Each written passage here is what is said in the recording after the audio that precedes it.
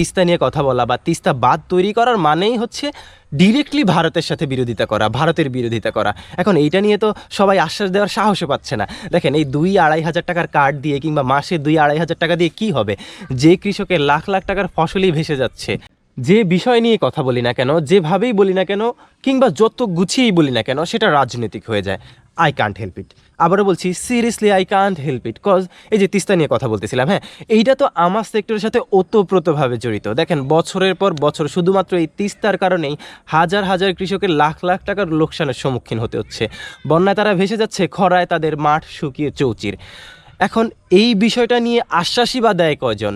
এই যে তিস্তা নিয়ে কথা বলা বা তিস্তা বাঁধ তৈরি করার মানেই হচ্ছে ডিরেক্টলি ভারতের সাথে বিরোধিতা করা, ভারতের বিরোধিতা করা। এখন এইটা নিয়ে তো সবাই আশ্বাস দেওয়ার সাহসও পাচ্ছে না। দেখেন, এই 2-2.5 হাজার টাকার কার্ড দিয়ে কিংবা মাসে 2-2.5 হাজার টাকা দিয়ে কি হবে?